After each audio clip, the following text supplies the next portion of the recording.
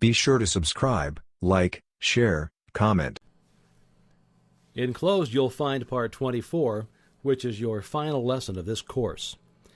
If you've practiced each of the exercises a few minutes every day as suggested, you will have found that you can get out of life exactly what you wish by first putting into life that which you wish, and you will probably agree with the student who said, "The thought is almost overwhelming, so vast, so available, so definite, so reasonable, and so usable." The fruit of this knowledge is, as it were, a gift of the gods. It is the truth that makes men free, not only free from every lack and limitation, but free from sorrow, worry, and care. And is it not wonderful to realize that this law is no respecter of persons, that it makes no difference what your habit of thought may be, the way has been prepared. If you're inclined to be religious, the greatest religious teacher the world has ever known made the way so plain that all may follow. If your mental bias is toward physical science, the law will operate with mathematical certainty. If you are inclined to be philosophical, Plato or Emerson may be your teacher, but in either case you may reach degrees of power to which it is impossible to assign any limit. An understanding of this principle, I believe, is the secret for which the ancient alchemists vainly sought, because it explains how gold in the mind may be transmuted into gold in the heart and in the hand. So here's Part 24. When the scientists first put the sun in the center of the solar system and sent the Earth spinning around it, there was immense surprise and consternation. The whole idea was self-evidently false. Nothing was more certain than the movement of the sun across the sky, and anyone could see it descend behind the western hills and sink into the sea. Scholars raged, and scientists rejected the idea as absurd, yet the evidence has finally carried conviction in the minds of all. We speak of a bell as a sounding body, yet we know that all the bell can do is to produce vibrations in the air. When these vibrations come at the rate of 16 per second, they cause a sound to be heard in the mind. It is also possible for the mind to hear vibrations up to the rate of 38,000 vibrations per second.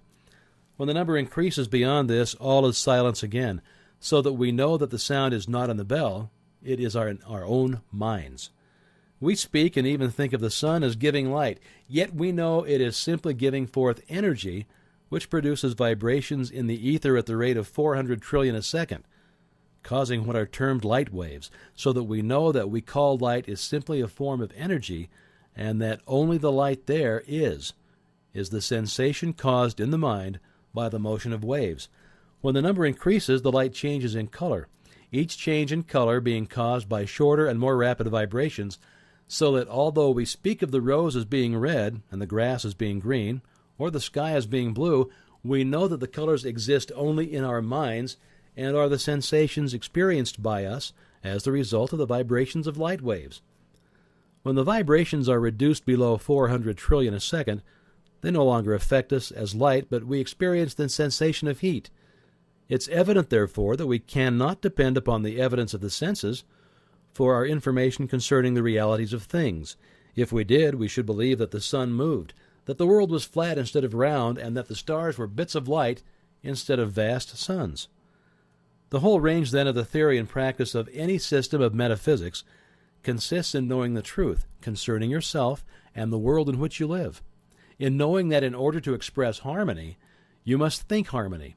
In order to express health, you must think health. And in order to express abundance, you must think abundance. To do this, you must reverse the evidence of the senses. When you come to know that every form of disease, sickness, lack, and limitation are simply the result of wrong thinking, you will have come to know the truth which shall make you free. You will see how mountains may be removed. If these mountains consist only of doubt, fear, distrust, or other forms of discouragement, they are nonetheless real, and they need not only to be removed, but to be cast out into the sea. Your real work consists in convincing yourself of the truth of these statements. When you have succeeded in doing this, you will have no difficulty in thinking the truth, and as has been shown, the truth contains a vital principle and will manifest itself. Those who heal diseases by mental methods have come to know this truth. They demonstrate it in their lives and in the lives of others daily. They know that life, health, and abundance are omnipresent, filling all space, and they know that those who allow disease or lack of any kind to manifest have as yet not come into an understanding of this great law. As all conditions are thought creations and therefore entirely mental, disease and lack are simply mental conditions in which the person fails to perceive the truth. As soon as the error is removed, that condition is removed. The method for removing this error is to go into the silence and know the truth. As all mind is one mind, you can do this for yourself or anyone else. If you've learned to form mental images of the conditions desired, this will be the easiest and quickest way to secure results. If not, results can be accomplished by argument, by the process of convincing yourself absolutely of the truth of your statement. Remember, and this is one of the most difficult as well as most wonderful statements to grasp, remember that no matter what the difficulty is, no matter where it is, no matter who is affected, you have no patient but yourself. You have nothing to do but to convince yourself of the truth which you desire to see manifested. This is an exact scientific statement in accordance with every system of metaphysics in existence, and no permanent results are ever secured in any other way. Every form of concentration, forming mental images, argument, and autosuggestion are all simply methods by which you are enabled to realize the truth. If you desire to help someone to destroy some form of lack, limitation, or error, the correct method is not to think of the person whom you wish to help. The intention to help them is entirely sufficient, as this puts you in mental touch with the person. Then drive out of your own mind any belief of lack, limitation, disease, danger, difficulty, or whatever the trouble might be. As soon as you have succeeded in doing this, the result will have been accomplished and the person will be free. But remember, thought is creative, and consequently, every time you allow your thought to rest on any inharmonious condition, you must realize that such conditions are apparent only. They have no reality. That spirit is the only reality, and it can never be less than perfect. All thought is a form of energy, a rate of vibration, but a thought of the truth is the highest rate of vibration known, and consequently destroys every form of error in exactly the same way that light destroys darkness. No form of error can exist when the truth appears, so that your entire mental work consists in coming into an understanding of the truth. This will enable you to overcome every form of lack, limitation, or disease of any kind. We can get no understanding of the truth from the world without. The world without is relative only. Truth is absolute.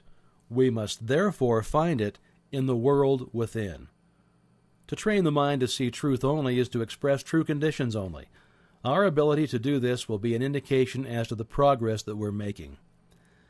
The absolute truth is that the I is perfect and complete. The real I is spiritual and can therefore never be less than perfect. It can never have any lack, limitation, or disease. The flash of genius does not have origin in the molecular motion of the brain. It is inspired by the ego, the spiritual I, which is one with the universal mind.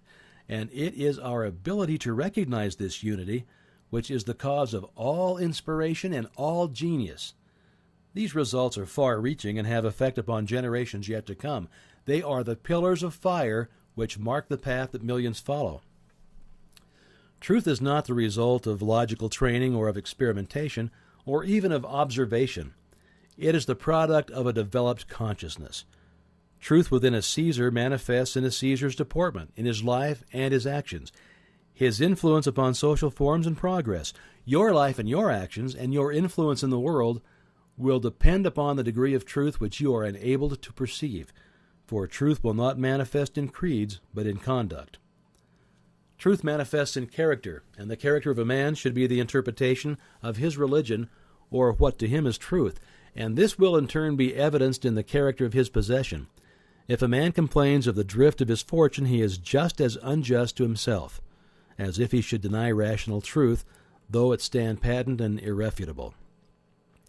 Our environment and the innumerable circumstances and accidents of our lives already exist in the subconscious personality which attracts to itself the mental and physical material which is congenial to its nature. Thus our future being determined from our present, and if there should be apparent injustice in any feature or phase of our personal life, we must look within for the cause. Try to discover the mental fact which is responsible for this outward manifestation. It is this truth which makes you free, and it is the conscious knowledge of this truth which will enable you to overcome every difficulty. The conditions which you meet in the world without are invariably the result of the conditions obtaining in the world within. Therefore, it follows with scientific accuracy that by holding the perfect ideal in mind, you can bring about ideal conditions in your environment. If you see only the incomplete, the imperfect, the relative, the limited, these conditions will manifest in your life. But if you train your mind to see and realize the spiritual ego, the I, which is forever perfect and complete, harmonious, wholesome, and healthful conditions will only be manifested. As thought is creative and the truth is the highest and most perfect thought which anyone can think, it becomes self-evident that to think the truth is to create that which is true, and it is again evident that when truth comes into being, that which is false must cease to be. The universal mind is the totality of all mind which is in existence. Spirit is mind because spirit is intelligent. The words are, therefore, synonymous. The difficulty with which you have to contend is to realize that mind is not individual. It is omnipresent. It exists everywhere. In other words, there is no place where it is not. It is, therefore, universal. Men have heretofore generally used the word God to indicate this universal creative principle. But the word God does not convey the right meaning. Most people understand this word to mean something outside of themselves, while exactly the contrary is the fact. It is our very life. Without it, we would be dead. We would cease to exist. The minute the spirit leaves the body, we are as nothing. Therefore, spirit is... Now, the only activity which the spirit possesses is the power to think. Therefore, thought must be creative because spirit is creative. This creative power is impersonal, and your ability to think is your ability to control it and make use of it for the benefit of yourself and others. When the truth of this statement is realized, understood, and appreciated, you will have come into possession of the master key. But remember that only those who are wise enough to understand, broad enough to weigh the evidence, firm enough to follow their own judgment, and strong enough to make the sacrifice exacted may enter and partake. This week, try to realize that this is truly a wonderful world in which we live, that you are a wonderful being, that many are awakening to a knowledge of the truth, and as fast as they awake and come into knowledge of the things which have been prepared for them, they too realize that eye hath not seen, nor ear heard, neither hath it entered into the heart of man, the splendors which exist for those who find themselves in the promised land. They have crossed the river of judgment, and have arrived at the point of discrimination between the true and the false, and have found that all they ever willed or dreamed was but a faint concept of the dazzling reality. Remember these words by S. Smiles. Though an inheritance of acres may be bequeathed, an inheritance of knowledge and wisdom cannot. The wealthy man may pay others for doing his work for him, but it is impossible to get his thinking done for him by another, or to purchase any kind of self-culture.